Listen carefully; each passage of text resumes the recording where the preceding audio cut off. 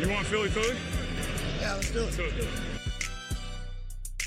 And he's got it, and he's got more, and he's gonna go all the way. What a night, what a season, what a player. Intercepted, picked off by Cooper DeJean, gets a block, DeJean, and touchdown. The Philadelphia Eagles are Super Bowl champions. Eagles fans everywhere, this is for you. Let the celebration begin. Et bonjour à tous, bienvenue pour un nouvel épisode du Podcast Fly, petit épisode d'introduction avant évidemment l'arrivée de la Free Agency, le marché des agents libres. Et pour m'accompagner, aujourd'hui, je n'ai qu'une seule personne, mais c'est évidemment le meilleur d'entre nous. C'est celui qui représente les Eagles sur Twitter jour et nuit. C'est François. Salut François. Salut Victor et salut à tous. J'ai voulu amener Greg dans cet épisode, mais son banquier m'a appelé. Il m'a dit, tu sais, depuis le Super Bowl, on a quelques problèmes à gérer. Il y a eu des petits virements de 50 000 euros à destination de Fanatics. Enfin bon, voilà. Et on va le laisser gérer ça parce qu'il a un peu perdu le contrôle. Ça arrive. Alors, concernant nos amis, les free agents, on rappelle un peu si on a des nouvelles personnes, évidemment, qui arrivent suite à la victoire ou quoi, ou qui s'intéressent au foot américain pour la première fois. Donc, les free agents, c'est tout simplement des joueurs qui arrivent en fin de contrat, comme dans tous les sports américains. Ces joueurs-là, vous avez la possibilité de les signer ou de ne pas les signer. Cependant, il y a une chose qui est un peu particulière avec le foot américain, et c'est quelque chose qui va certainement beaucoup déterminer notre marché actuel, c'est ce qu'on appelle les choix de draft compensatoires. Et du coup, François, je vais te laisser la parole. Explique-nous exactement ce qu'est un choix de draft compensatoire et pourquoi ça va jouer, ça va être important pour nous, particulièrement cette année.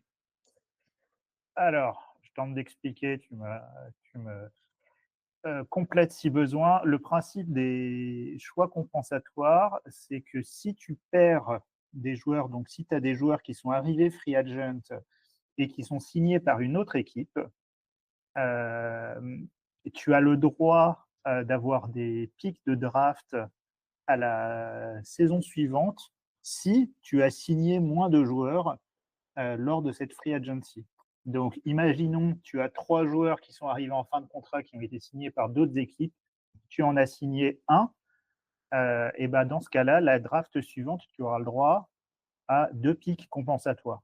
Et ces pics compensatoires, en fait, leur positionnement va être lié au niveau de contrat et au temps de jeu des joueurs qui sont partis et des joueurs qui sont arrivés. Donc, par exemple, un joueur qui taperait un énorme contrat, le maximum qu'on puisse avoir est un 3e tour. Et on peut avoir aussi des 4e, 5e, 6e et 7e tours. Oui, donc c'est effectivement le cas. Alors évidemment, tous les free agents ne vont pas être des choix de compensatoires. Sinon, la draft, évidemment, ferait 500 choix. En général, alors sachant que en réalité, les textes sont qu'il y en a au moins 32. Ça veut dire que théoriquement, la porte est ouverte, et d'ailleurs, ça arrive parfois quelques années, à ce qu'il y en ait 33, 34, 35. C'est en gros, si j'ai bien compris, c'est s'il y a des joueurs qui sont tellement proches que c'est un peu difficile. Des valeurs, de toute façon, au pire, c'est quoi? C'est 3 7e tours que tu rajoutes? Voilà. Bon, personne va mourir, de toute façon. À part des idiots comme moi, personne regarde le 7e tour de la draft. Donc ça, c'est le choix. Et c'est vrai qu'en fait, nous, cette année, on a énormément de joueurs qui peuvent vraiment arriver dans ce calcul. On va en parler, mais on a du Milton Williams, on a éventuellement du Zach Bone si jamais, même si là, aujourd'hui, on espère plutôt le re-signer. On a pourquoi pas du Mekhi Becton. On a évidemment notre cher ami Josh Sweat. Donc, ça fait quand même du monde qui peut être signé. Voire même, honnêtement, hein, parfois, on peut être surpris. Des Oren Burks, des Isaiah Rodgers, ça peut faire des Ouais, gros contrats, enfin des gros contrats, en tout cas des 7e tours. même un James Bradberry. Hein. Oui, même un James Bradberry, oui. Petit ange. Alors, et un point très important à prendre en compte, c'est que, donc, comme j'ai dit, non seulement on va perdre beaucoup de joueurs qui vont arriver en free agency, et étant donné qu'on a un effectif très complet, on sait qu'on, de toute façon, on peut être dans une stratégie dans laquelle on signe peu de free agents, surtout que de toute façon, on n'a pas beaucoup de cap disponibles. Donc, parce que c'est vraiment le delta, hein. C'est pas le fait qu'on perde des joueurs, c'est le fait qu'on perde des joueurs et qu'on n'aille pas en signer beaucoup.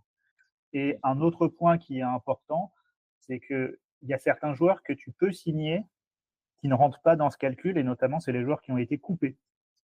Et donc, ça va être quelque chose à suivre, parce qu'un joueur qui serait coupé par une autre équipe, eh ben, on pourrait le signer sans que ça annule un pic compensatoire. C'est un peu technique, mais clairement, Howie Roseman va suivre ça de très près. Il l'a laissé entendre lors des quelques interviews qu'il a données depuis le Super Bowl. Donc, ça va être un point qui va guider la stratégie et donc ce qu'on va faire. Et il y a même un moment tard dans l'intersaison où les signatures ne comptent plus dans les pics compensatoires aussi. Voilà. Donc, on va peut-être attendre, je crois que c'est 2 mois après. Je crois qu'on arrive en mai, de mémoire. Ça tombe de mémoire, ça tombe même début juin, je crois. Bon, faut voir. Mais en tout cas, il se peut qu'on soit extrêmement patient, quitte à laisser passer des top joueurs, parce que de toute façon, même sans les free agents aujourd'hui, on a une top 3 équipe, et c'est un peu difficile de garder tout le monde, évidemment, et c'est même un peu le piège qu'on avait eu en 2017, où on a voulu garder tout le monde, même si c'était un peu différent, parce qu'évidemment, en 2017, on n'avait pas un effectif aussi complet. Mais on a quand même voulu absolument garder tout le monde coûte que coûte. Et ça nous a potentiellement quand même coûté. Donc, pour le coup, parfois, c'est bien aussi de savoir dire stop et de savoir dire, bah voilà, on a passé un très bon moment ensemble, mais aujourd'hui, c'est fini. Bah, on a une grande ossature de joueurs jeunes, par ailleurs, qu'il va falloir continuer de faire monter et sur laquelle il va falloir s'appuyer. Hein. Ah, mais ça, de toute façon, ce qui nous sauve aujourd'hui, entre guillemets, de problèmes, c'est que par exemple, au niveau des defensive backs, quand tu as un Cooper DeJean et un Quinion Mitchell, qui sont donc 2 joueurs rookies qui arrivent et qui sont déjà au niveau, bon, bah, j'ai envie de te dire que déjà, c'est toujours ça de problème en moins, en fait. Donc, exactement. et évidemment que ça va être indispensable, en fait. Indispensable d'être, on va dire, intelligent, mais en même temps de se dire, bah voilà, on a la chance, grâce à notre effectif, d'avoir quand même une marge de manœuvre. On n'est pas obligé de garder tout le monde. On n'a même pas intérêt à garder tout le monde, donc essayons de faire les choses correctement. Yes. Donc, au niveau des free agents, on va y aller un peu à l'importance par rapport au pourcentage de snap. Yes, ça me va bien. Zach Bone, 89,7%. Alors, Zach Bone, les rumeurs disent que c'est une priorité de le re-signer. Après, les rumeurs sont ce qu'elles sont, on ne sait jamais. Historiquement, Howie Roseman n'a jamais vraiment payé les linebackers. C'est un euphémisme. Et du coup, se pose la question. Est-ce qu'aujourd'hui, on doit payer Zach Bone au maximum garanti? Alors, aujourd'hui, qu'est-ce que c'est le maximum? Il y a 3 joueurs qui sont un peu au-dessus du lot. Il y a Roquan Smith qui a 20 millions. Il y a Fred Warner qui a 19 millions. Il y a Tremaine Edmunds qui a 18. Et après, ça tombe à 14, 13, 12. Ouais. Le problème, c'est que Zach Bone, autant il est en dessous d'un Smith ou d'un Warner, autant même s'il n'a qu'une saison, est-ce qu'il est vraiment en dessous d'un Edmunds? Je ne suis pas sûr. Et par ailleurs, pour avoir fait une petite étude, Edmunds, il a été signé en 2023. Et c'est un sujet quand même important. Et le cap a pris 20%. Et le cap était à 25% en 2 ans. Donc, Edmunds à 14 millions en équivalent cap, aujourd'hui, ce serait 18. Bah, il était à 18, Ah, donc il est l'équivalent, ce serait 18, 20. en équivalent, ce serait 22. Ouais, c'est un peu, 22-23. c'est un peu Donc, tout le problème. donc un Matt Milano, oui, c'est Matt Milano 2023 aussi à 14, même si Ouais, tu dis que Matt Milano, aujourd'hui, c'est 18 en ouais. équivalent. Donc, moi, tout ça pour. Enfin, moi, il y a quelque chose qui me fait dire que je ne serais pas étonné qu'on le signe, c'est qu'on a un avantage en défense. C'est qu'en fait, on a beaucoup de joueurs sous contrat rookie. Donc, et on sait que Will Roseman regarde la proportion de cap dépensé entre l'attaque et la défense, avec évidemment de la variation. Mais c'est des choses qu'il regarde, les dépenses par poste, et par côté du ballon. On a beaucoup de défenseurs contre rookie et on a vu que Zach Bone, voilà, tu l'as dit, hein, il a une saison, mais quelle saison, First Team All Pro, exceptionnel jusqu'au Super Bowl inclus. Pour moi, oui, pour moi, tu dois le signer. Et à mon avis, pour moi, si tu le signes, c'est entre 16 et 18 millions. Je serais étonné que ce soit moins. Et pour moi, je ne vois pas comment tu ne le signes pas, d'autant que, et là, je fais le petit message que Loïc avait déjà dit, Nakobe Dean étant blessé et n'étant certainement pas prêt pour septembre, tu parles pas de renouveler un linebacker, mais deux linebackers potentiellement. Et ça, c'est quand même assez challenging. Ouais, oui, c'est assez challenging. S'il te plaît, là, j'ai l'impression d'être en réunion de boulot, là. Non, mais t'as raison, en vrai. Sur ce, Zach Bone, en fait, il va avoir 29 ans à la fin d'année, à la fin de cette année. Donc, c'est pas non plus un tout jeune. Donc, si tu signes sur 3 ans, 4 ans maximum. Moi, je Ouais. pense que toutes les planètes s'alignent, en fait, pour qu'il soit signé. Ouais, je suis d'accord. Le fait que linebacker soit un poste clé du système Fangio, déjà. Le fait, en effet, qu'il n'y ait personne à côté et que Dean loupera une grosse partie de la saison. Donc, de toute façon, il va falloir ou prendre un rookie ou prendre quelque chose. Mais du coup, ça va être un peu plus compliqué. Le fait qu'on a quand même un noyau de jeunes joueurs qui vont coûter d'argent dans 3, 4, 5 ans, mais pas tout de suite. Donc pour le coup, je pense que tout s'aligne pour que Bone signe. Je pense aussi que lui n'a pas intérêt à signer ailleurs parce que vraiment, on a vu que le système Fangio était fait pour lui. Ça ne veut pas dire qu'il ne réussirait pas ailleurs. Hein. Van Ginkel, il réussit très bien ailleurs. Mais bon, je prenais l'exemple parce que c'est lui aussi un produit Fangio. Mais pour le coup, voilà, je pense que s'il y en a bien un qu'on va re-signer et qu'on doit re-signer, c'est lui. Je suis d'accord. Si on passe ensuite au numéro 2, Mekhi Becton. Alors, Mekhi Becton, c'est un peu compliqué parce que on a tous envie qu'il reste. C'est une super histoire. Le joueur qui était un bust, il arrive, on lui dit tu vas jouer garde, il se révèle en tant que garde, il retrouve le plaisir de jouer au football, il joue à un niveau pro bowler, blabla, tout ça. C'est franchement, honnêtement, si c'était le cœur qui parlait, je re-signe tous les jours. Le problème, c'est qu'on a déjà 3 linemen sous énormes contrats, qui sont Malaita, Lane Johnson et Dickerson, qu'il va falloir signer très rapidement Cam Jurgens. Yes. Donc, ça fait 4 joueurs sous contrat.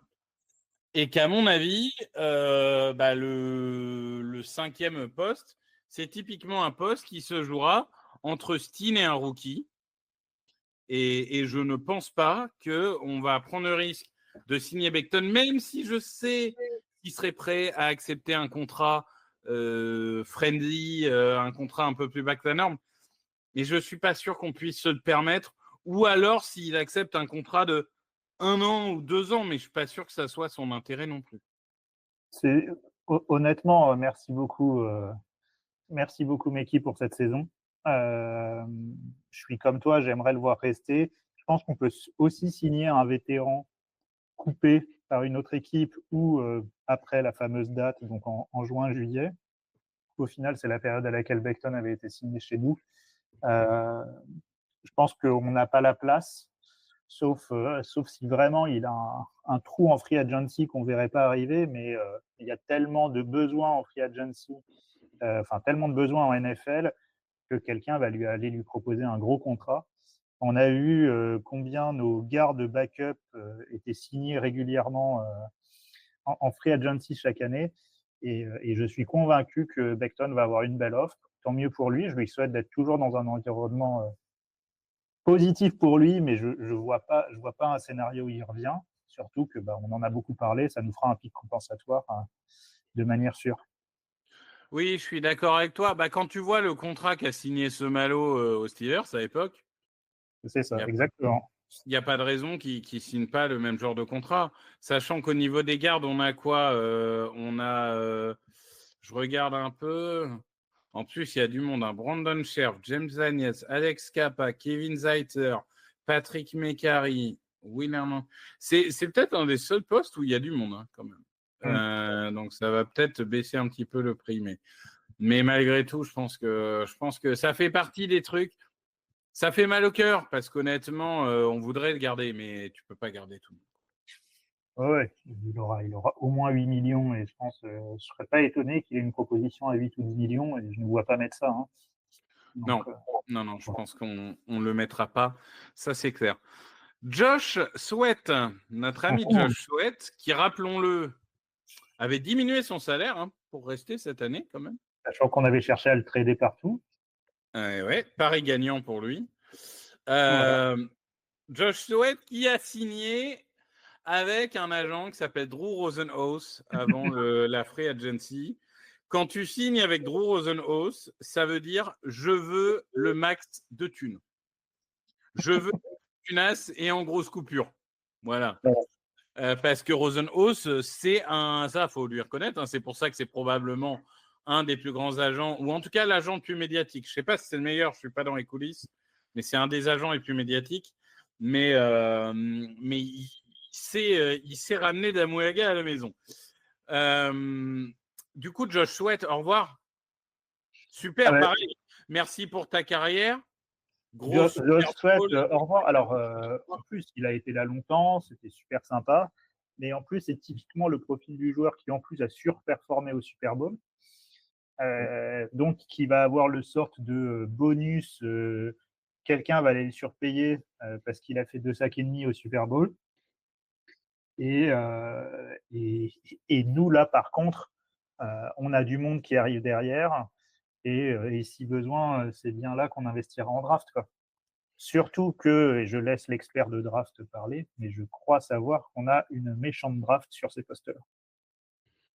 Sur la ligne défensive, défensive tackle et edge, ouais, c'est pas mal du tout. En fait, le truc, c'est que, déjà, on n'a pas l'argent pour le payer. J'ai pas envie de payer parce que tu as très bien rappelé, il est extrêmement inconstant. Alors, inconstant, un bon inconstant, mais inconstant quand même. Et on a Jadix Hunt qui est là et qui progresse beaucoup plus vite que prévu.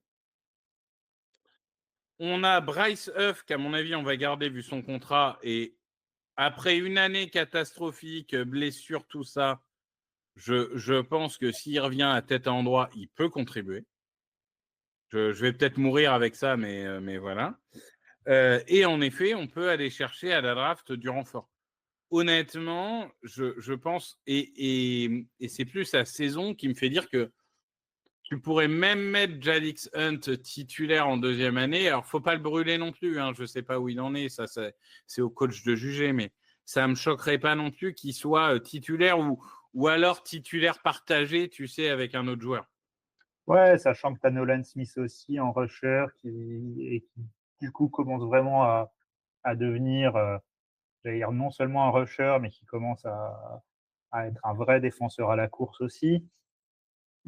Voilà, c'est sûr que oui, on aimerait beaucoup le garder, mais comme tu dis, voilà, ça fait partie typiquement des joueurs où voilà, il faut savoir les laisser partir. Et surtout que là, ça peut être en compensatory pick, un pick compensatoire, ça peut être un troisième. Ça sera un troisième. Donc, attends, regardez, je ne sais pas si elle est sortie encore sur Touchdown IQ, je crois qu'elle sort cette semaine, mais regardez le top 50 des free agents en NFL cette année. ouais. Honnêtement, on est sur peut-être ce qu'il y a eu de pire sur la décennie.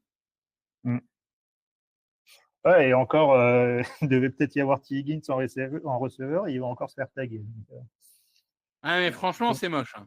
il n'y a même pas T. Higgins. Donc Josh Franchement, Sweat, c'est ça moche. va être ça va être un des top 5 des free agents. Ouais. Et d'ailleurs, on rappelle, parce que la tag deadline, c'est ce soir. On Oui. rappelle que si jamais Bone est tag, ce qui est unlikely, mais bon, s'il est tag, ça voudra dire que la prolongation va suivre rapidement. Parce qu'en fait, le CBA est construit de telle manière que linebacker et edge rusher sont dans la même catégorie. Donc, si tu es tag, tu es payé comme un edge rusher. Donc, c'est clairement, on va pas vouloir ça. Hein. Donc, je Moi, pense que Zach Bone, si jamais il est tag, il est signé rapidement derrière. oui, il utilise quasiment jamais le tag et je le vois vraiment pas l'utiliser là-dessus. Ouais, non, je suis d'accord. Donc Merci ça, Josh, c'était c'est cool. clair. Merci Josh, c'était cool. Et le dernier, on va dire, de nos 4 Avengers, et après le reste, on ira un peu plus vite. Milton Williams. Bah, pour moi, c'est la même. Milton Williams, défensif tackle, il a les belles stats. Tu te dis que tu aimerais bien le garder et en même temps, est-ce qu'il ne suffit pas de mettre un défensif tackle à côté de Jalen Carter pour avoir un bon défensif tackle? Je pense qu'il est mieux que ça quand même. Je pense que c'est un bon joueur. Mais par contre, je pense qu'il va être surpayé en free agency et je pense qu'on ne va pas pouvoir matcher.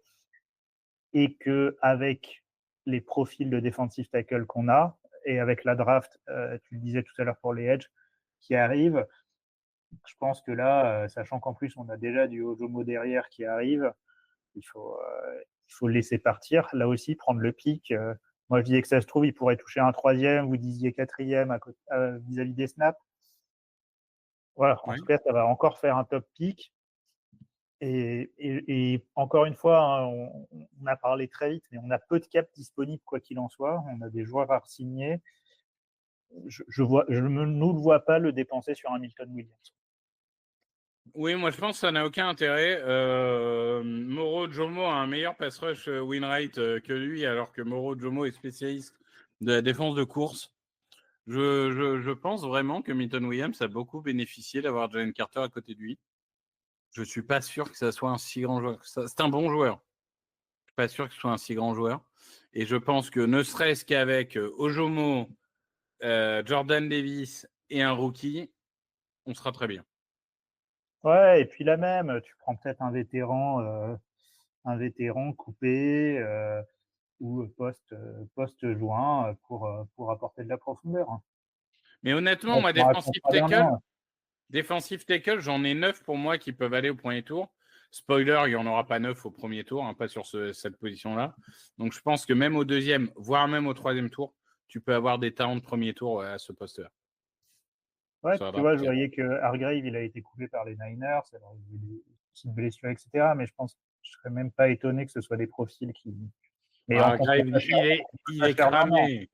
Hargrave, il est cramé. En vrai, on était tous vénères qu'il signe aux Niners et maintenant, on est tous soulagés qu'il ait signé aux Niners. Hein. Ah ouais, complètement. Hein. En vrai, parce qu'on voulait pas l'accepter, mais il était cramé de ouf. Hein. Faut le dire, hein, parfois quand on est supporter, on est aveuglé. Sur Hargrave, clairement, on était aveuglé. Il y avait des gens qui avaient sorti des stats en disant, regardez, il fait des stats, mais contre run, il y a tel problème, tout. On disait, ouais, mais quand même, son impact, blablabla. Non, rien du tout, en fait.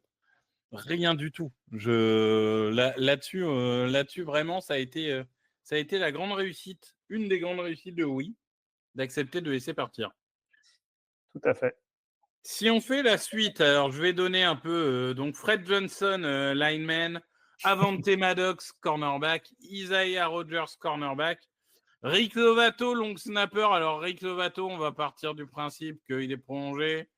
Et puis si c'est pas lui, ça sera un autre long snapper. Hein. Pardonnez-moi, voilà. mais bon. Brandon Graham, edge. Kenneth Gainwell, running back. Alors voilà, on est dans ceux qui sont entre 40 et 20%. Donc Johnson, Maddox, Rodgers, Lovato, Graham, Gainwell. Là-dedans, Graham, on part du principe qu'il part à la retraite. Ouais, je pense qu'il fait durer, mais c'est pour faire la belle annonce au moment où il veut. Ouais, je C'est pense trop aussi. beau, c'est trop beau pour qu'il re-signe. Bah, ou alors, s'il re-signe, ça veut vraiment dire qu'il a rien d'autre dans la vie, quoi. Qu'il est Tom Brady, quoi. Parce que vraiment, vraiment là, tu pars là-dessus. Bon. Bref. Non, je pense quand même qu'il va partir. Je trouve que le cas qui est intéressant, c'est Rodgers, parce qu'au final, il y a un joueur dont on n'a pas parlé, parce qu'il n'est pas free agent, mais il a été coupé, c'est Darius Slay. Et oui.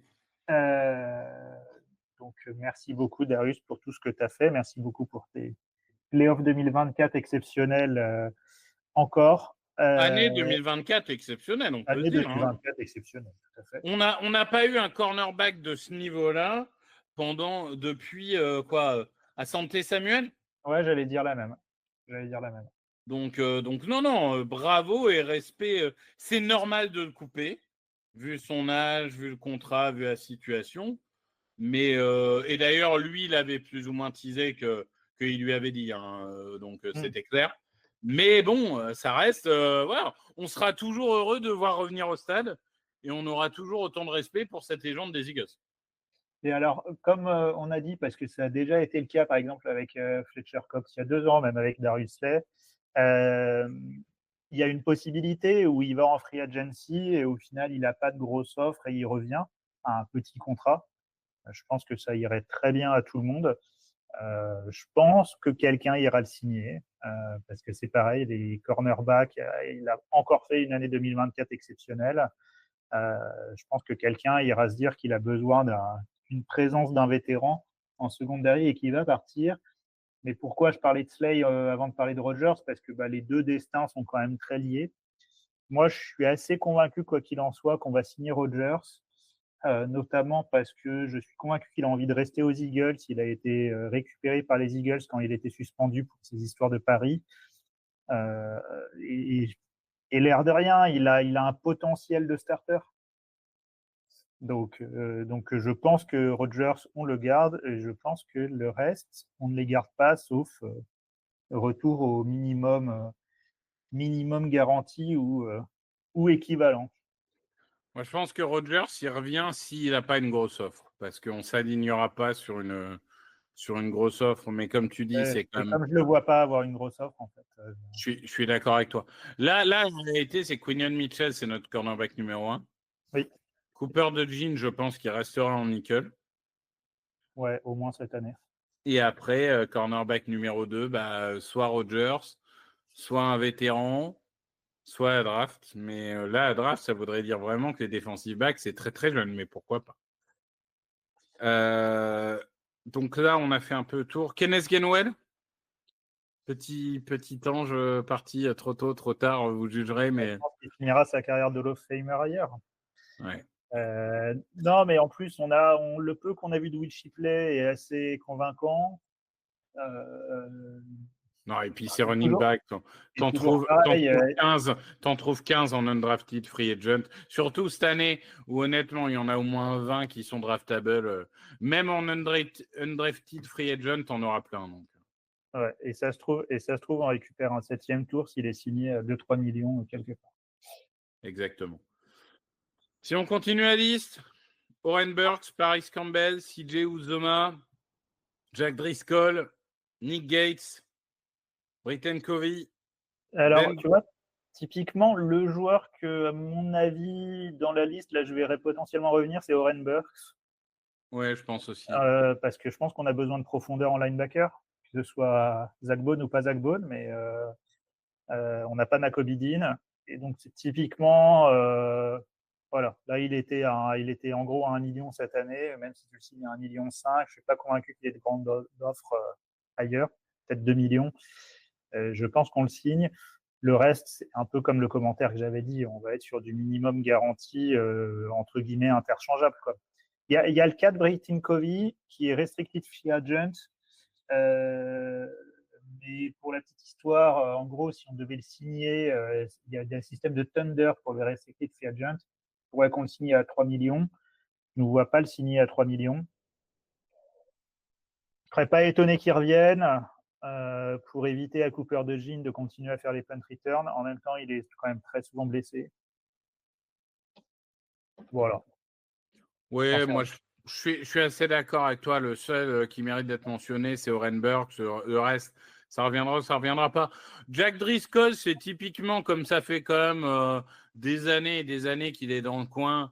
Ça fera le guard tackle de complément, le lineman 9 ou 10, ou voire 11 ou 12 dans le comment ça s'appelle, dans le practice squad, tu vois. Ouais. Donc, oui, je pense qu'il revient au camp. Et après, il ça est là, dépendra de qui on aura connaît les drafté gens. ou de qui on trouvera en vétéran par ailleurs. C'est ça. Je pense pas par ailleurs qu'il ait 1 million d'offres ailleurs. Bon, voilà. Il a essayé un peu ailleurs, ça n'a pas forcément été une grande réussite. Et on finit par Yann Book, le Raven Clark. Je pense que là, on a atteint la fin. Il est temps de s'arrêter. Voilà. Donc voilà, on a fait un peu de tour des free agents. Je vous redonne en fait la date importante pour la free agency. Donc je reprends exactement. Donc le 12 mars à 4 p.m. Donc 4 p.m. ça va faire 22h si je ne dis pas de bêtises. C'est ça. Donc le 12 mars, ça sera officiellement le premier jour de la saison 2025, que nous sommes toujours dans la saison 2024. C'est ce qu'ils appellent le New League Year. Et ça sera le début de la free agency, sachant qu'il y a toujours ces 2 jours de tampering ou je ne sais pas quoi. Il y a 2 jours, donc à partir du 10 mars, si je dis pas de bêtises, ça va être le 10 mars à la même heure. Je n'ai pas vérifié l'heure. Mais à partir du 10 mars, on va être dans cette fameuse période de tampering. Ça veut dire que rien ne peut être signé et donc annoncé officiellement, mais tout peut être négocié. Ouais, voilà, c'est le fameux truc où vous en faites ce que vous voulez. C'est le truc le plus bullshit que je connaisse. C'est une période où tu n'as pas le droit, mais tu as le droit de parler, mais tu n'as pas le droit de signer, mais quand même un peu. Sachant que le tampering, quand même, faut bien se dire que le 10 à 22h, tu as des mecs qui ont déjà rédigé leur contrat. Mais on nous fait croire qu'ils sont parlé il y a 2 minutes. Je me dis, tiens, ce gars, je vais le signer potentiellement à 15 millions par an, garantie 2 ans et demi, mais sans lui parler, sans parler à son agent avant. C'est ça, tu lui envoies à 22h et à 22h02, son agent, son avocat et son banquier ont déjà relu ils ont appelé Adam Schefter pour lui dire on est bon. Ouais, non, mais c'est incroyable, c'est formidable. C'est comme quand même le foutage de gueule absolu. C'est Tom Brady, qu'on connaît un rayon sur le tampering, hein, parce que les Dolphins, je pense qu'ils s'en souviennent. Et le mec, quand même, dit « Ah, tiens, en allant skier, je suis par hasard tombé sur Matthew Stafford. Oh là là, bon, on est quand même allé boire un chocolat chaud tous les deux quand même. Ça serait trop dommage. » Quelle coïncidence. Et les mecs dans les messages qui étaient « Oui, mais vous comprenez, les gens riches, ils vont tous dans les mêmes stations. » Ce qui est vrai par ailleurs. Je ne dis pas, ils vont tous dans les 3 mêmes stations du Montana. Je ne dis pas le contraire. Mais le fait est que quand même, le côté « Oh tiens, c'est bizarre, on se rejoint, machin, viens boire un verre ». Enfin, il y a un moment, il faut quand même arrêter de foutage de gueule. En plus, Stafford avait le droit d'aller parler avec d'autres équipes, puisqu'il avait eu l'autorisation de regarder des trades par ailleurs. Mais la séquence aura été quand même sacrément croustillante. Ouais, donc ça me fait toujours rire. Moi, je pense qu'un jour, il faudra enlever le tampering. Et un jour, il faudra enlever le tag, surtout. Mais pensez à T. Higgins, qui est dans la prison du tag. Non, mais imaginez juste, et je finis là-dessus, mais imaginez-vous juste, vous êtes dans votre boulot, vous êtes très bon, tout le monde vous veut, ok?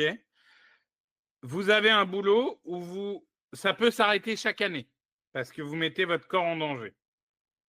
Vous avez la possibilité de signer pendant 5 ans X millions et de mettre votre famille à l'abri pour 3 générations. Et votre ancien employeur vous dit non, je te garde contre ton gré pendant 1 année et je te paye bien, hein, certes, mais 1 seule année. Et si tu te pètes, tu as perdu tout le reste. C'est honteux. C'est Et, honteux. et tu sais ce qui est bon? C'est que tu fais cette année très bien payée, et après, on te dit, l'année d'après, parce que là, c'est T. Higgins, on te dit, hey, t'as été très bon. Et bah, du coup, je vais te re-signer 1 an de plus, pour 20% de plus. Donc, T. Higgins, là, il est payé 26 millions. C'est très bien, hein, mais il est payé 26 millions 1 an, et avec la hausse de cap de 25% dont on a parlé, c'est même pas dingue. En fait, c'est ça le problème. C'est ça le problème, c'est qu'avant, le tag était dissuasif parce que c'était des prix qui étaient démentiels.